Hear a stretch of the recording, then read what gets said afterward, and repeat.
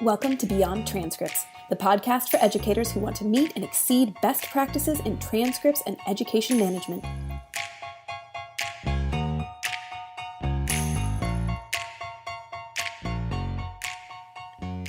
Have you ever wondered about goals? Why do some people accomplish them and others don't? Have you thought about how you can be better at working towards goals?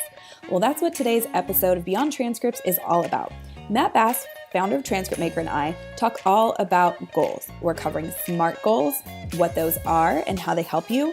We talk about long-term goals, short-term goals, some of the goals that you might want to be setting for yourself as a homeschooling family, or that your homeschooling high schooler or student might want to be setting. And because we're at the start of the year when we're recording this episode, we also talk about New Year's resolutions and how that might not always be the best way to go.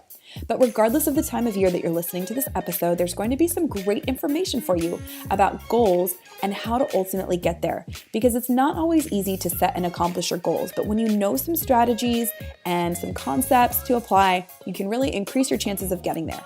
And if you don't like the idea of goals, maybe you've had some bad experiences or you just don't like the pressure of them, we want to encourage you to stick around and listen. Because by simply getting away from the concept of goals, but still working on something or trying your best to accomplish whatever it is you want to, you're still setting a goal, but just don't call it that. So stick around and find out more about how to accomplish goals.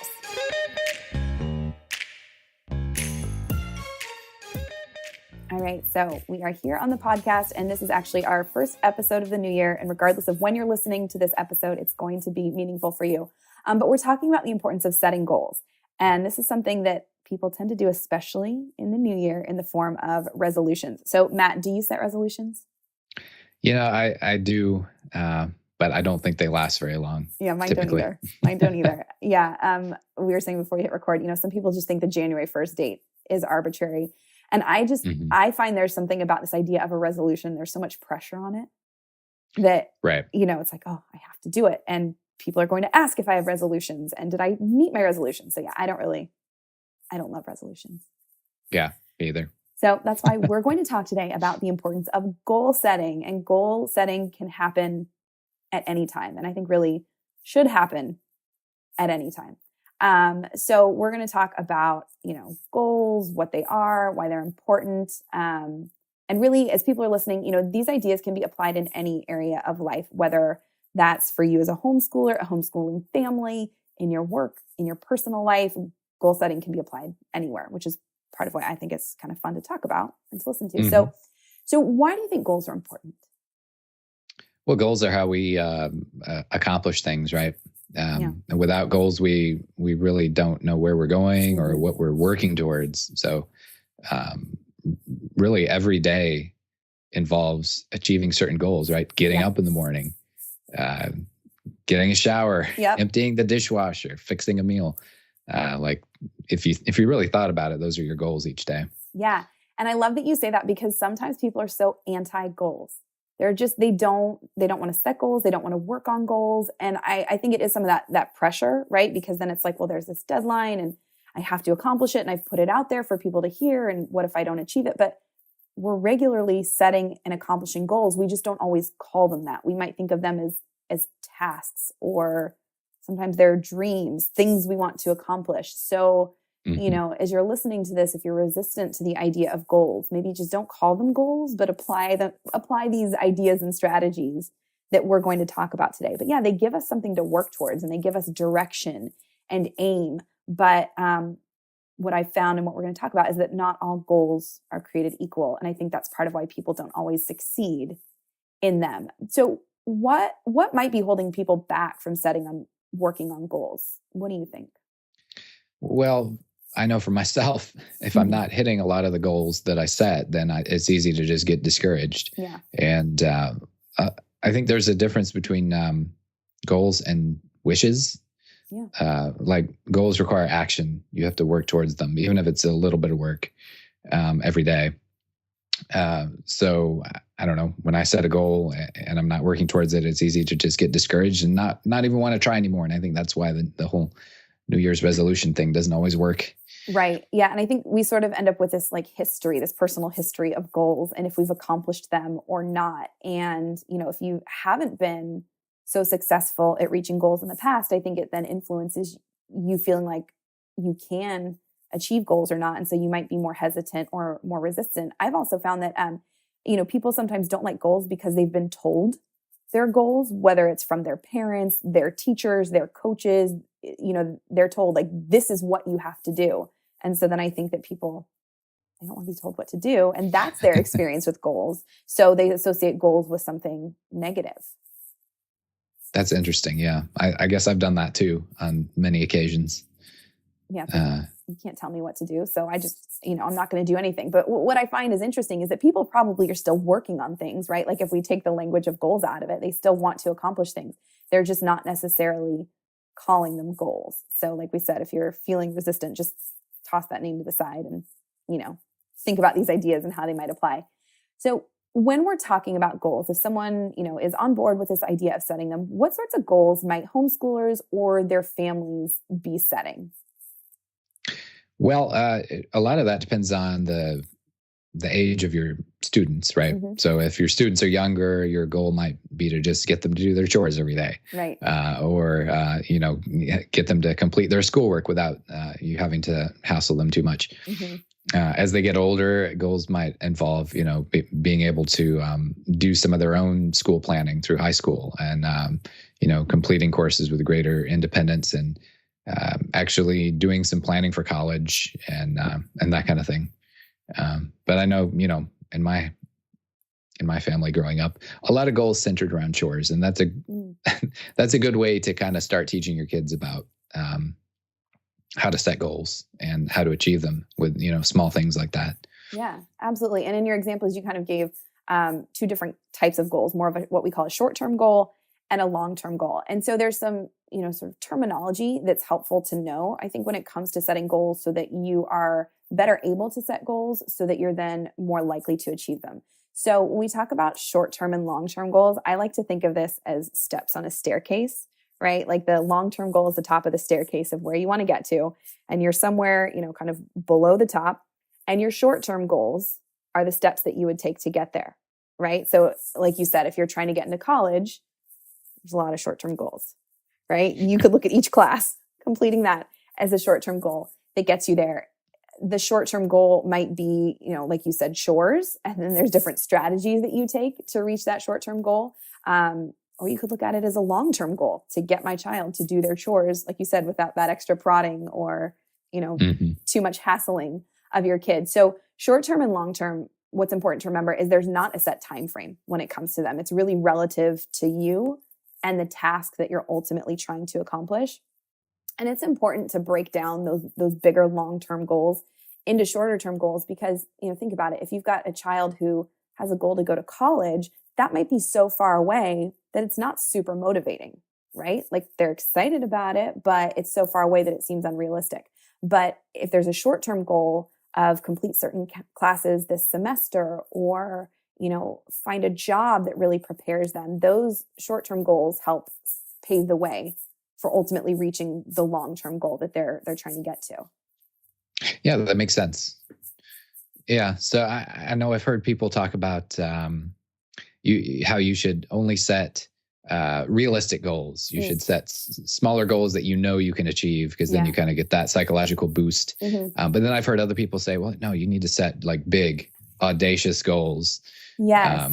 There's some people who say you got to dream big, right? And I think you do. I think that without people dreaming big, right, and setting those huge goals that didn't seem achievable, we wouldn't have so many of the amazing advances that we do. So there is something to be said for those big, huge, kind of wild goals that almost seem like, well, I could never do this.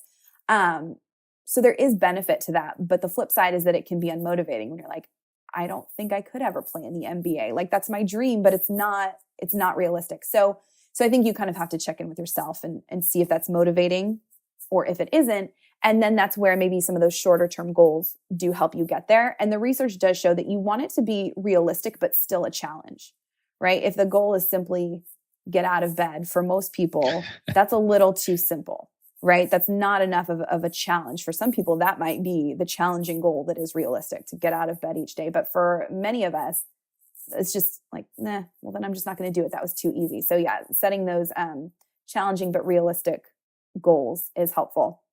And when you're setting your goals, whether it's those short-term goals or those long-term goals, a great way to think about kind of how you set that goal is to use an acronym called SMART.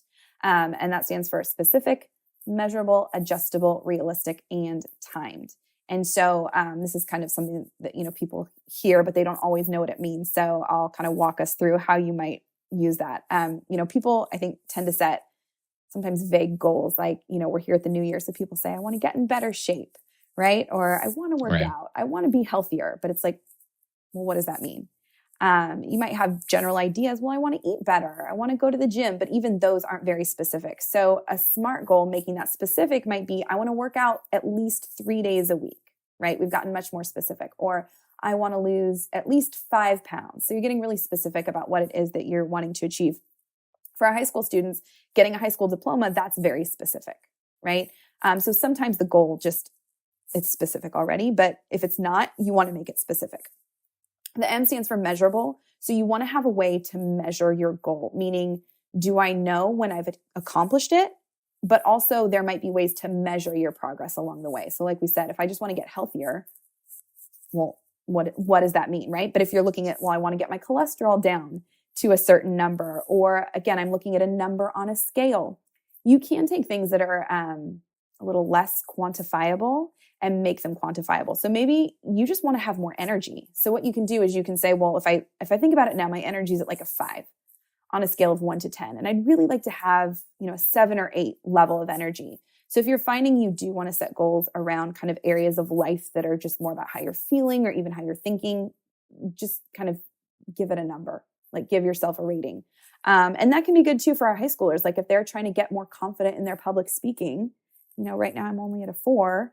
But I want to get to a 6. That's really important to me. So just finding a way to measure that can be really useful. And I think that's something a lot of times we miss out on, because you want to know if you've reached your goal or not, right?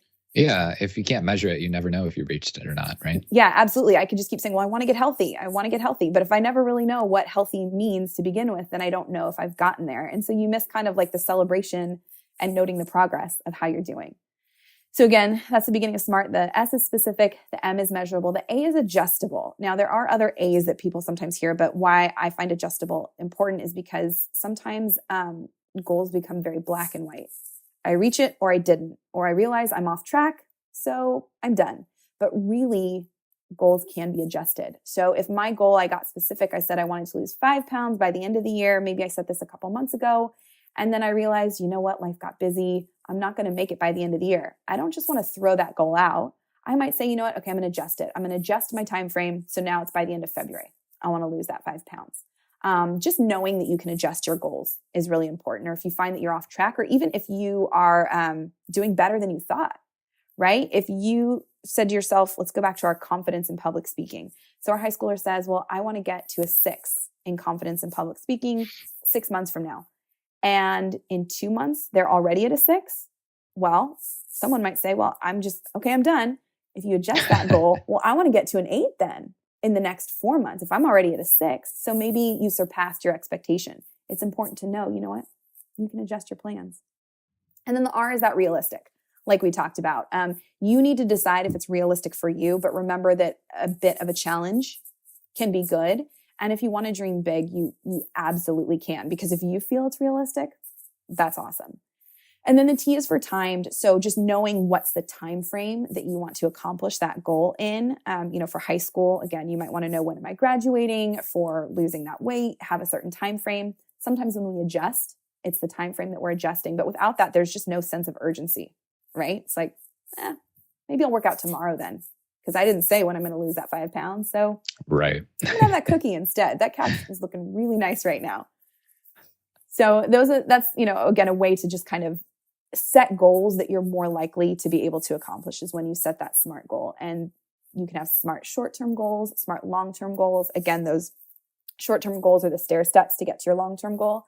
And I will say you can be working on more than one short-term goal at a time, either to get to that same long-term goal or be working on multiple goals at once. But just be careful not to be doing too many things at once when it comes to your goals, because you can kind of burn out and get distracted. Sure. Yeah. So those are just kind of some good principles to think of. And then once you have those short-term goals, you then want to come up with the strategies. So what am I actually going to do? Like you said, that action, right? Mm-hmm. To get to that first goal. So it's like, here's that first step and I'm here. You can't always just hop right up, right? So it's like, what are those little steps I'm taking to get to that first goal? Yeah. So when should people apply these ideas? When do you think? When's a good time for goal setting?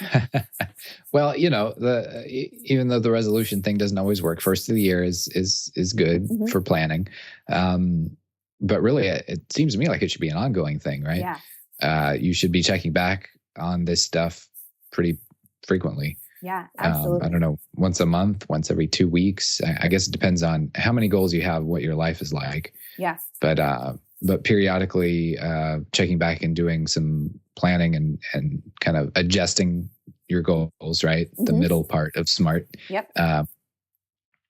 Can be done on a regular basis. Yeah, absolutely. I mean, I think, the beginning of the year, like we said, it's kind of got that bad rap for resolutions that people don't stick with, but it is also kind of a nice fresh slate. But in some ways it is arbitrary, right? It's like, okay, yeah, it's January 1st and we have 12 months in the year, 3 months in the first quarter, but school's going year round, or you're an athlete year round. You want to be healthy year round. So January is a good time, but if you're listening to this in March or any other time of the year, yeah, really, like you said, it's a trick question. You can set goals at any time. And you might find that, you've accomplished a goal, and that's great. Celebrate it. And then, it's time to set another one, whether it's the same sort of area of life, something else for school, or something in your personal life, or something in your work life. You can regularly be setting those goals. And you also mentioned something really important, which is checking in on your goals, right? Is to check that progress. I kind of like to compare setting goals to a map if you were going to be going on a road trip. Now, we adults on the conversation remember a time before GPS, right? Where you actually had to get out the map, or the only way to do it was like on the internet, and then you printed out the map. But, I'm here in California, and if I said, Matt, I'm going to come visit you in Texas, I would need to know how I'm going to get there, right? So my goal is I'm going to visit you in Texas. But if I don't have the roadmap, if I don't have the plan, I could end up in Canada before I end up in Texas, right? If I'm not paying attention to the route that I want to take. So that plan is really important. But then it's also important to check in, because I could have a plan and be like, all right, I know the direct route to get there. But if I take a wrong turn and I don't check in with myself, I'm now in Washington when I meant to get to Texas. So yeah, that regular checking in with yourself is important to see if you're off track, but to also see if you're excelling more than you thought, because then, you can adjust. Do I make the goal more challenging, or do I stay on course and then I just set a new goal? So that checking in can be really important. And we didn't mention this, but having someone to help keep you accountable can be really useful too. I mean, you can be working on your goals on your own. I think sometimes people get a little nervous telling other people about their goals, putting it out there, because then it's, it's that pressure. But for a lot of us, I know for me, if I just set a goal for myself, I'm probably not going to do it. If someone else knows, that's when I'm going to be more motivated. So it's important to know yourself and to know what's going to help you. But, make a poster of your goals, maybe draw that staircase or put it in your phone, or, let your parents know, let your coworker know that here's what you're working on, to help, give you that encouragement and that accountability as you work on it. Yeah, that's great. In terms of where to actually plan goals, just piece of paper, a whiteboard, like what? Do you have any? Yeah, both, all and every. Yeah, I think it's, it's wherever you feel best about it. I'm very visual, so I like to see what I'm working on. Like we are saving for a Disneyland vacation for next summer. So I drew like one of those little thermometers. And as we save money, I'm, coloring the thermometer to see where we're at. So for me, that's kind of fun and exciting. So depending on, most of us have our phone, right? So maybe having that note in your phone, setting daily reminders, like let's say you have a goal for drinking more water. One of your strategies is maybe an alarm every hour so that you're reminded to be drinking water, but you can also be kind of checking in with your goals. But yeah, a whiteboard is great, putting it on a piece of paper, but writing it down, research has shown increases your chances of doing and accomplishing that goal. Even if you don't share it with anyone else, the fact that you committed it to paper is really helpful. And then putting it somewhere where you can see it visually is also helpful. So, we can use technology to our advantage, but I do think that having it somewhere that you can see is useful. So the whiteboard is a great idea. Even just sticky notes of reminders can be useful if you use some sort of, planner or bullet journal. Incorporating your goals into that can be really useful. But there's no real right or wrong. But I'd say go beyond just mentally reflecting on it and actually committing a goal or the plan of what you want to do somewhere. Sure. Paper, journal, app on your phone. That's kind of what will help get you going on it. Awesome. Yeah. So hopefully all these ideas have been helpful. And like we said, resolutions sometimes fall flat. So set some goals beginning of the year at any point in time. And if you don't like the idea of goals, throw it out. It's just something you're working on, something you want to do, but use these ideas and hopefully it'll help you get there. Any final thoughts for us before we finish up, Matt? Well, for any homeschoolers with students in high school, some good goals to be thinking about this year are which college does your student want to attend, if they want to go to college at all, because not everyone needs to. What are they thinking of majoring in? And some additional goals to set are to complete a college application and get your transcript in order. Yeah. Because it's never too early to start planning out a good transcript. Absolutely. So I would encourage everyone to set that, especially if your student is in his sophomore or junior year, to start to set that as a goal for 2019 to get a transcript going. Absolutely. And even if you're listening to this as we approach the midpoint of the year or later, those are always good times to get a little more organized, get going on your record keeping, and especially your transcripts, because it's no fun to find out at the very end that you're not quite prepared. So thankfully we can give them some help there as well. But thank you so much, Matt. This was really fun talking about goals, and I'm inspired. I'm not setting resolutions, but I'm gonna set some goals when we're done here. All right. Thanks, Sarah. Thank you. All right, go get your pen and your paper or your phone or your computer and start working on those goals. Remember, there is really never a bad time to do it. And like we said, if the idea of goals is off-putting, just don't call them that. That's okay. And as we also said, getting your transcripts in line is a fantastic goal to have. So don't forget, we can help you with that. We have a 2-week free trial if you have not already checked us out.